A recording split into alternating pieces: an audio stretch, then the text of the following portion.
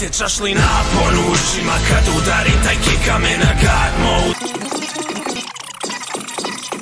Ko defibrilator. Jesam, sredio sam.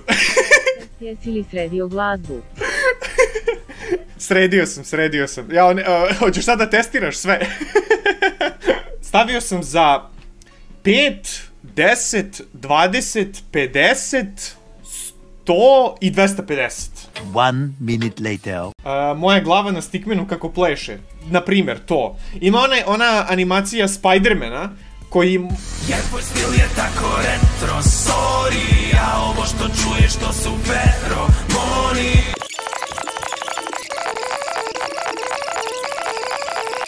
Slušam kako retardi, kvare dobar bit, kako možete bit, tako lošem si. Bolje prepusti taj mikrofon nekom sa malo više feromona u sebi je boj.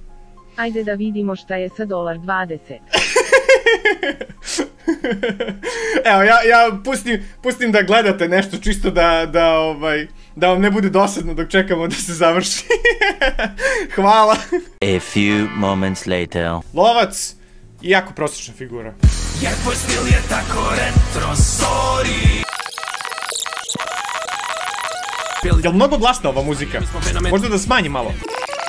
Bolje prepusti taj mikrofon nekom sa malo više feromona u sebi je boj. Neću ti dopustit da pričaš ovaj stream, ha ha ha ha ha.